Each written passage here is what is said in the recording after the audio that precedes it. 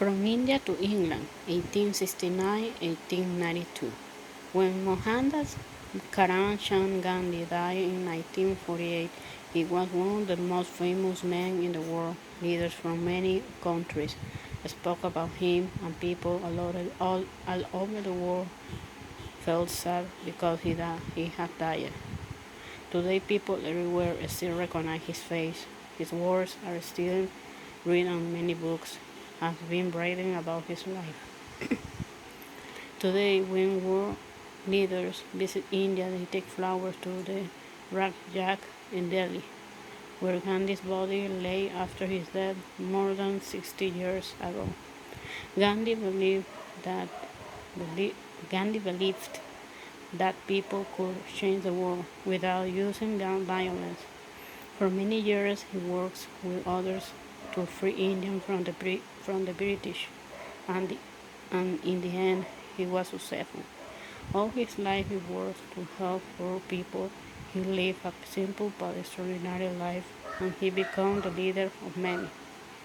The British had first come to India in the 17th century, but British Empire only began to control the world of India in the 19th century.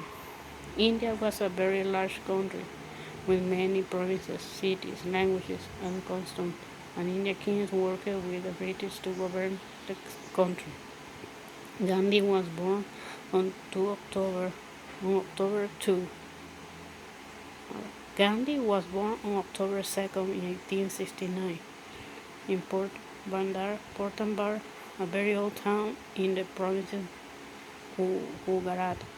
About 15,000 people live in this small town on Indian Western Ghats.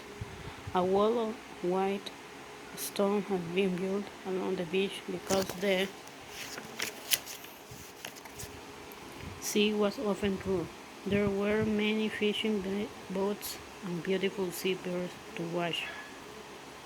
Gandhi's father, Karamchand, lived with his family in a large, very old house made of white stone.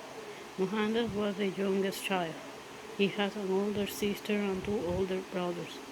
They all spoke Marathi, the language of that part of India, and like most people there, they belonged to the Hindu faith.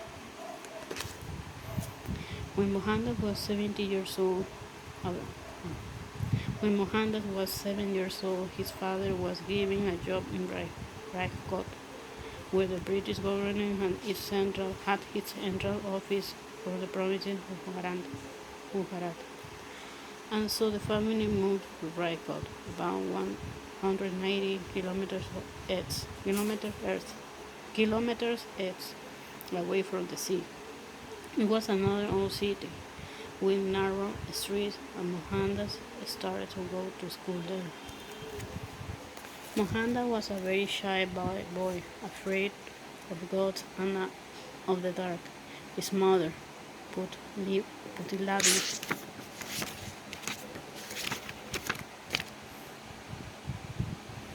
God taught him to pray to help him with these fears. In those days, different groups of Indians lived separately and were not allowed to be friends with each other. One group had a very difficult life. They were known at that time as untouchable. They were given the dirtiest jobs to do, and we are not allowed to use the same buildings as other people. Mohandas argued about this with his mother. He did not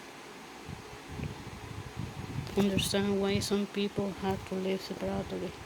He went to school with Muslim and Hindu boys with different faiths, and from childhood he dreamed that all people could be friends. Mohandas and his brothers and sisters were not allowed to eat meat, to drink wine, or to smoke because of their Hindu faith. But secretly, Mohandas and his brother Karsandas began to smoke cigarettes, and later he copied at school friends and began to eat meat.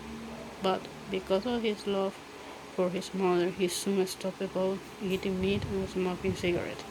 In 1882, when Mohandas was 13 years old, he was married to Kastur Kapadia, who was also 13, who was also 13 years old. In those days, marriage of children was the custom in India. His brother, Cassandras, who was 2 years older, was also married at the same time. Mohandas accepted this agreement. He feels happy because of the music, the new clothes, and the rich food and the wedding. But much later, he has become an enemy of child marriages and worked hard to stop them.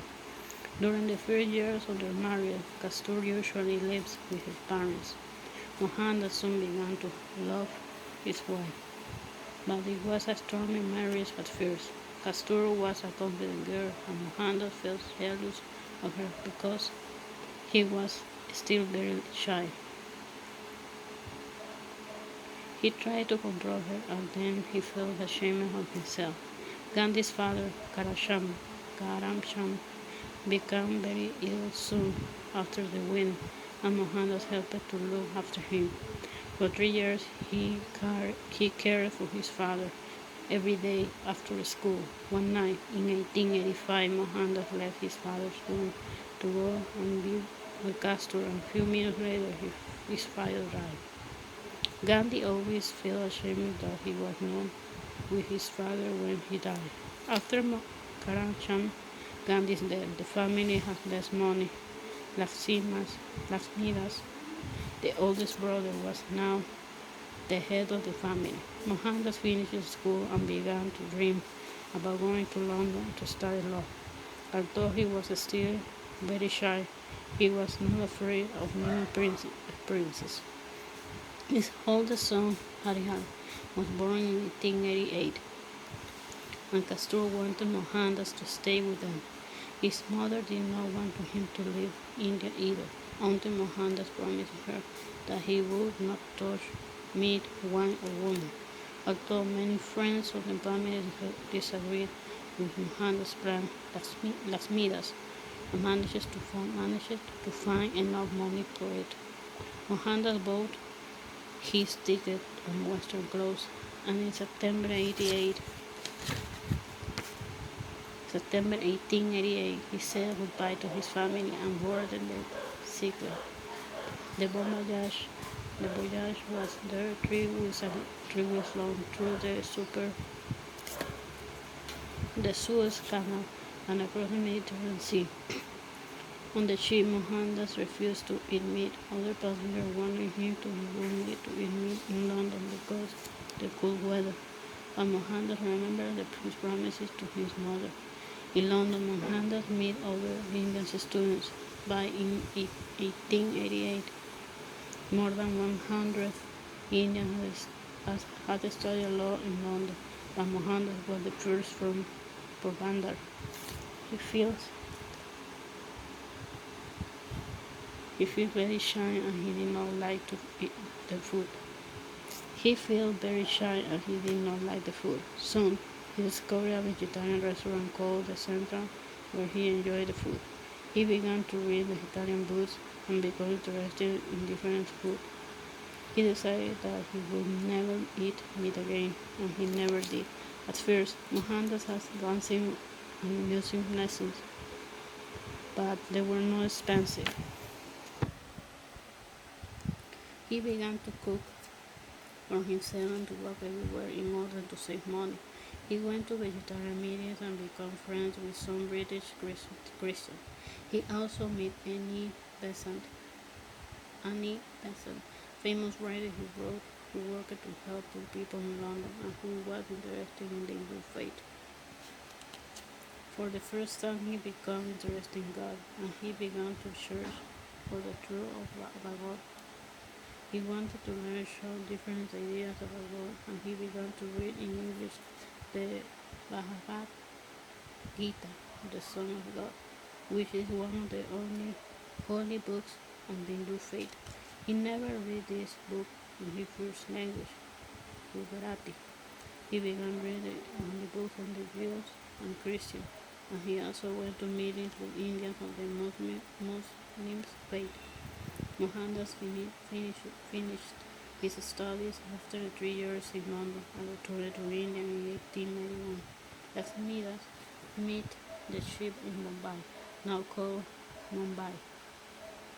Anton Mohandas' Valley mother had died earlier that year. Mohandas was filled with resentment. He was unable to tell her that he had kept his promises while he had been in London. Mohandas was happy to be with his family. He played with Harial and the children of Lakshmidas and went for walks with them. Lakshmidas hoped that Mohandas was going to earn lots of money as a lawyer, but it was not easy first. No, it was not easy. First, Mohandas went to Bombay, which was the biggest city in western India, 940 kilometers south of Portland. He began to learn about Indian law, but there were many good lawyers in Mumbai, and no one wanted to use him. He was still very shy and afraid of going to court. Mohandas went back to Rajkot and opened his own law office there. He began to find some easy work, but in 1893 his life changed again. His brother Lakshmidas got into trouble with a British officer called Ollivant because Mohandas had met Ollivant in London. Lakshmidas asked Mohandas to go and talk to him. At first Mohandas refused, but at last his brother persuaded him. Ollivant remembered Mohandas, but he did not like Lakshmidas. He became angry when Mohandas tried to talk to him. He called his servant who pushed Mohandas out of the room. This was a painful experience, and Mohandas felt angry and bitter with himself, as well as with the British officer for the first time. He realized how strong the British government was. Another Indian lawyer told Mohandas to forget the period, but most of the Mohandas wrote at an Ollivant's court, and he felt miserable and helpless. Usually Lakshmidas received a letter from a company in Port Bantal.